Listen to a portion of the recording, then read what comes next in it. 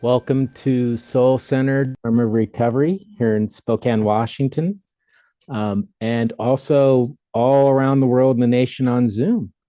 I'm John, and I'm privileged enough to get to lead the reflection, meditation, whatever you'd like to call it. Glad to be here. I hope everyone had a happy Chris Mahana Kwanzaa. Let us throw it all in the one. I have a whole Christmas song. I won't torture you. But it's based on an old commercial by T-Mobile. So I don't know if it was last year or the year before or the year before. And yes, I'm getting that old, but it was sometime in the past around Christmas. And I talked about the Dharma of Scrooge, right? And so I didn't even think I talked about that a while back until I was suddenly influenced way last week to are inspired or whatever to talk about this because I was watching I was watching Frank Capra's It's a Wonderful Life, made in 1946 with Jimmy Stewart and Donna Reed, and it's based on a story. I didn't know this till I researched it a little. The Greatest Gift by Philip Van Doren Stern, which was a short story, 4,001 words. So I was so inspired to share about that and not about the four material things, are the four aggregate things that come together, really five, was because I love the story. And I do think when those things come together, they come together in stories. Earth, air, fire, water come together in stories, spirit in stories. And It's a Wonderful Life is probably an ancient story. It probably captures a lot of motifs. I know it has a lot in common with it's a Christmas Carol, actually, if you think about it. Except for ghosts, there's one angel. But it's the story of a guy named George Bailey. Those of you who know this, just bear out with me. Some of you may have seen it every year. Some of you may be able to quote it line per line. I don't know. But George is very gregarious, adventurous, full of energy, with big dreams. He wants to travel the world and see the entire world and be wealthy and successful, and to get away from Bedford Falls, which is where he grew up. He wanted to be in the big places like New York, right, or Uzbekistan, someplace not Bedford Falls, not what he grew up in.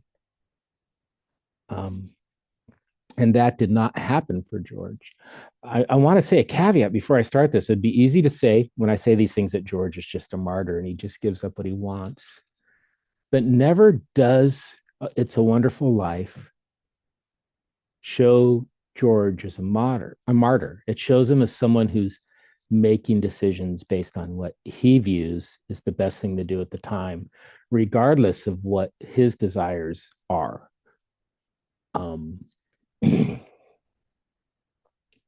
So some of the decisions that George had made, whereas he postpones when he graduates from high school, he has all this money he saved up, and he is going to travel the entire world for a year or two. And he's all ready to go. But that day, his father, who runs Bailey Building and Loan, dies of a stroke. So George Bailey goes in and fights to keep the building and loan out of the hands of a guy named Potter. And why this is important is Potter is very selfish and self-seeking, not worried about community, and it would really hurt people's lives if Potter were in control of everything. And the building and loan was one of the last places he was not in control of. So they say they will keep it open if he stays and runs it. So he decides to stay and run it and sends his brother Harry to college with a lot of the money he had saved.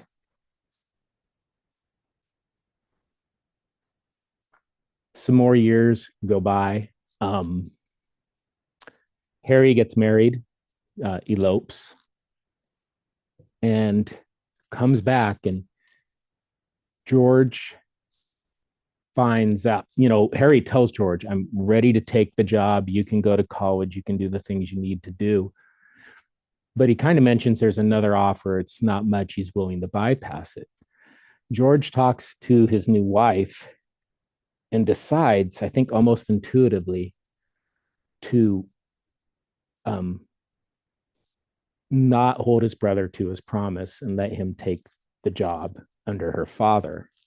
And he stays and he runs the building. And after this, George gets married to a woman named Mary, and um, that's a really neat part of the movie. Um,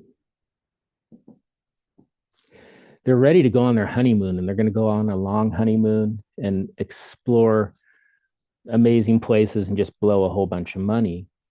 But there's a bank run, and in order to keep the building and loan open, Mary and George decide to take all that money and give it out to those people who need money as a loan, as opposed to closing the building and loan. So they gave up their vacation. Um,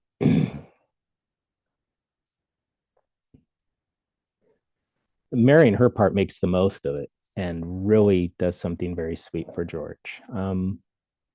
It's really nice. Later on, George Bailey turns down an absurdly generous offer from Mr. Potter because Mr. Potter's tired of not owning everything. He wants the building and loan, and he knows without George Bailey, there's no building and loan. So he offers him an obscenely generous offer, really a bribe to leave.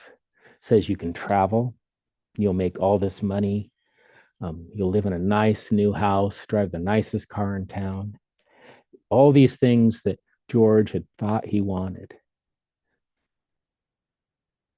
But George comes to his senses and goes, wait a second, I'm not letting you get your hands on anything. Most of the people in this town do most of the living and dying. You know, he decided to stand his ground and live by his values. Eventually, the karma between Mr. Potter and George Bailey ignites. And Mr. Potter actually steals $8,000 that was accidentally left there. But it will be blamed on George, and George will go to prison. Um, so George goes to a bridge with the idea he's going to kill himself. And there, an angel, it can be a Buddha, it can be a ghost, it can be whatever you want it to be, jumps in the water, and George jumps in to save it. And by the angel knew if he jumped in the water, George's instinct to save it would take over and he wouldn't commit suicide. And that's how the angel saves his life. And he gives George the wish of seeing how the world would look if he had never lived. So a friend of his would have been in prison. His brother never would have lived. His brother saved a bunch of lives in World War II. They all died. Um, the town itself was taken over by Potter and looked much seedier, much um, less ideal because he was allowed to take control. And then George then suddenly realizes that his life was worth living. And he runs into the town joyously. He sees police there. He goes, I know, I'm going to jail. Isn't that great? It's a little much, but that's what he yells. But the entire town came to save him and help him and gathered money so they could pay the loan. So George is not going to prison. And sadly, neither is Mr. Potter, if you think about the story. It's how things work a lot of the times. So George always chose compassion. He chose community. One of the last lines in the movie is See, George, you really are the richest man in town, because George had made investments in things that did not necessarily make him materially rich, but made him rich as a human being, uh, a kind of wealth that is quiet and a lot of times unnoticed, but delivers a lot more happiness and peace and usefulness than the wealth that we can get from lots and lots of money. Through this whole movie, he withheld the Noble Eightfold Path: right view, right action, right thinking, right livelihood. He displayed most all of the qualities of someone on the road to self realization. And he had made the decisions that gave him a better life than if he had chosen another road. So I just want us to think about that when we think about our lives are today. When I think, here's a story. I always wanted to be a writer. And when I'd get home from teaching and working in schools, I'd be too tired to write a lot.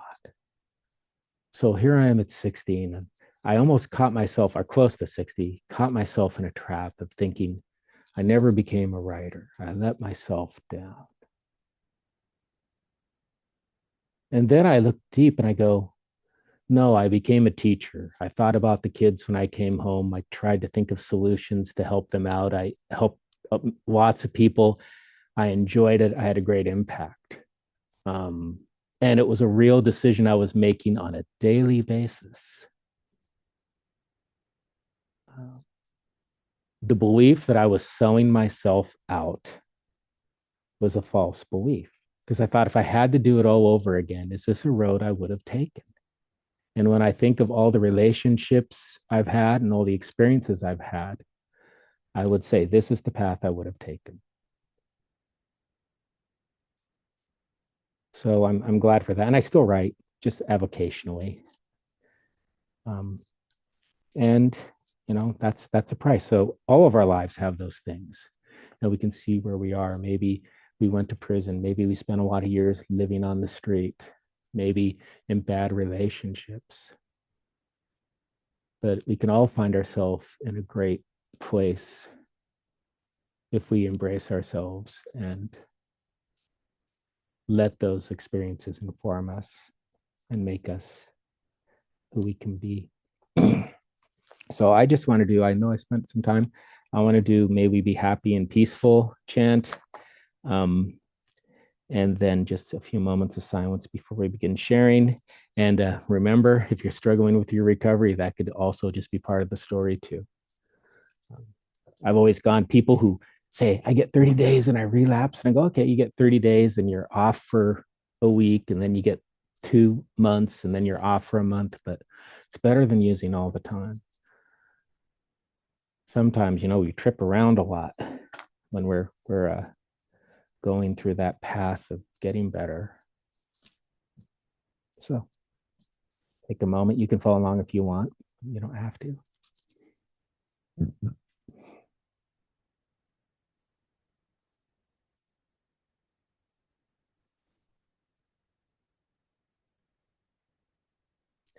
May we be happy and peaceful. May we be healthy and strong. May we be safe and protected. May we live with ease. May we be happy and peaceful. May we be healthy and strong. May we be safe and protected. May we live with ease. May we be happy and peaceful. May we be healthy and strong. May we be safe and protected. May we live with ease. May we be happy and peaceful. May we be healthy and strong. May we be safe and protected. May we live with ease. May we be happy and peaceful. May we be healthy and strong. May we be safe and protected.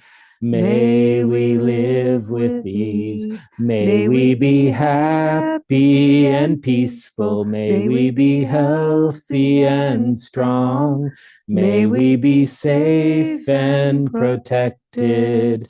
May we live with ease. May we be happy and peaceful. May we be healthy and strong. May we be safe and protected. May we live with ease. May we be happy and peaceful. May we be healthy and strong. May we be safe and protected. May we live with ease. May we be happy and peaceful. May we be healthy and strong. May we be safe and protected. May we live with ease. May we be happy and peaceful. May we be healthy and strong. May we be safe and protected. May we live with ease. May we be happy and peaceful. May we be healthy and strong. May we be safe and protected. May we live with ease. May we be happy and peaceful. May we be healthy and strong. May we be safe and protected. May we live with ease. May we be happy and peaceful. May we be healthy and strong. May we be safe and protected. May we live with ease. Take a few moments to follow your breath. Enjoy the stillness, the lack of activity.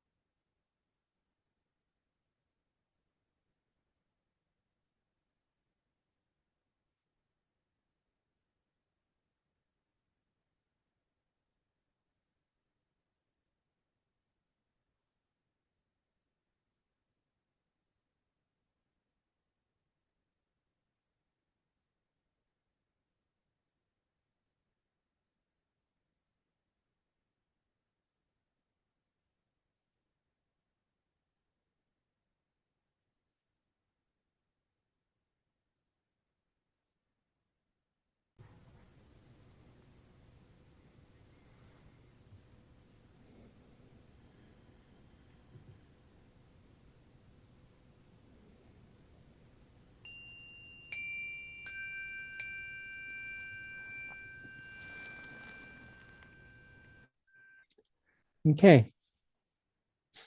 Dedication of merit.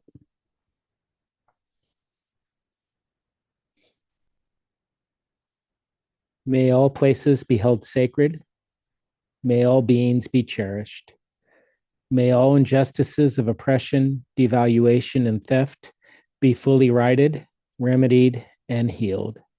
May all wounds to forest, rivers, deserts, oceans, all wounds to Mother Earth be lovingly restored to bountiful health. Namaste.